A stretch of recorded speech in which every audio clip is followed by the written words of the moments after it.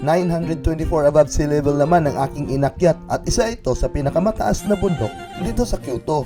At maraming turista ang umaakyat dito dahil sa napaka-accessible at challenging sa pag-akyat dito. Tara, samahan niyo ako at sabayan niyo akong umakyat. Basta magsuot ka lang ng magandang hiking shoes ay okay na. Ending Butikol TV! Hello! Nandito ako ngayon sa Arashiyama. Plano ko kasi na umakyat ng Mount Atago. At mula dito, 20 minutes lang pala papuntang Kiyotaki Bus Stop Station. Few minutes walk na lang kasi sa bus station ang trailhead paakyat ng Mount Atago.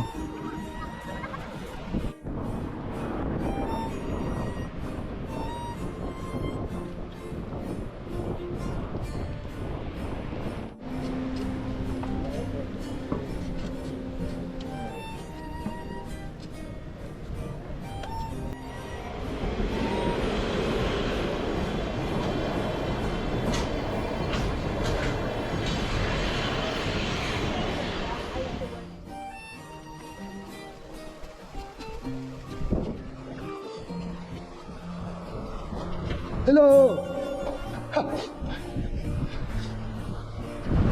Ending Butikol TV!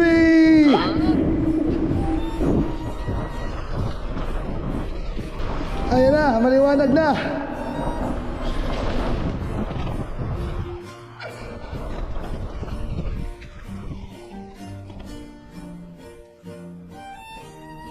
Bus 94 or Bus 92 ang kailangan nyo masakyan mula Arashiyama papunta dito mga katingards.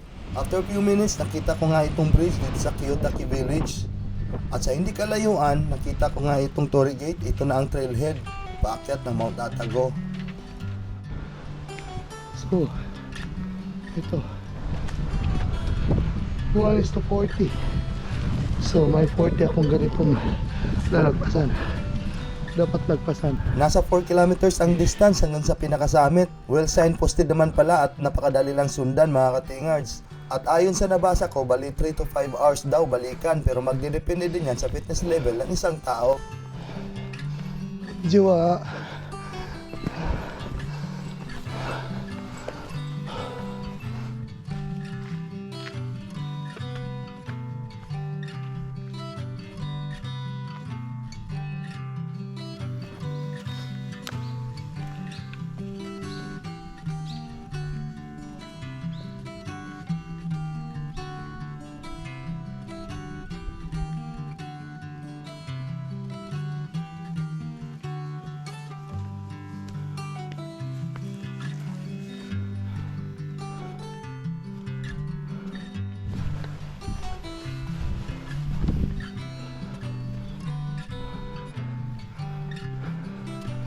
At may resting areas din silang inilagay dito mga katingards. At nirecommend nila na magbitbit ng enough food and water sa pag-akyat dito.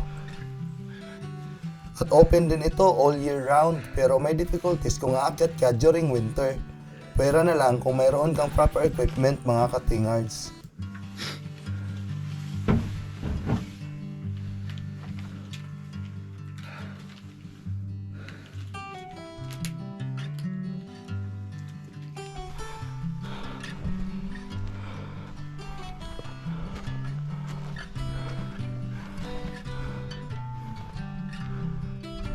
Ganda oh. Ayan, medyo recovery muna tayo ngayon mga katingards.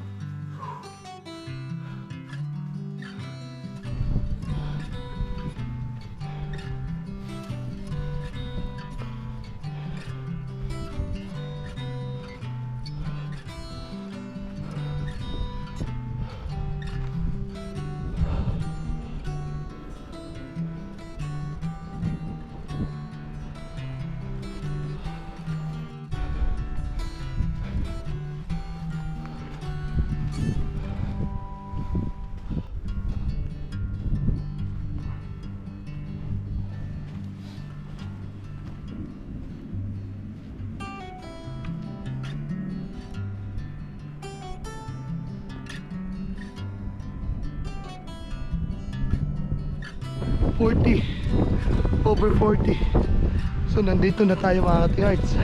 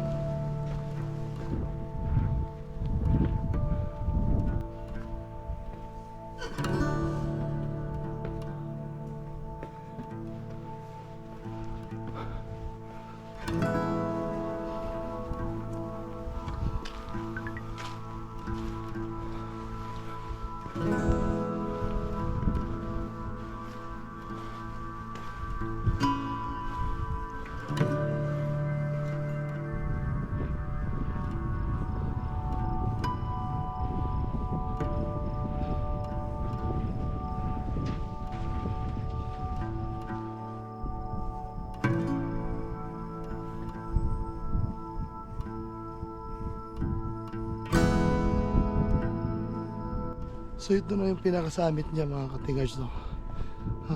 May Shinto Shrine. Ayan o, may hindi pa natunaw yung snow dahil malamig na naman dito.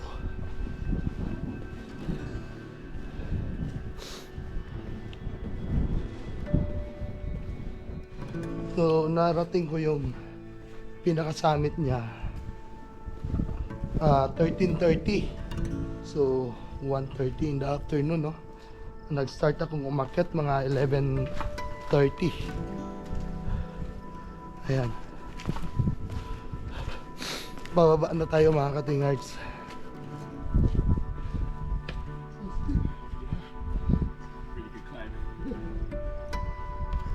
Ngayon, nag-i-snow pa, no? Unti-unti lang. Napakataas na kasi nito eh. Isa ito sa mga pinakamataas na bundok dito sa Kyoto. Famous to siya, famous.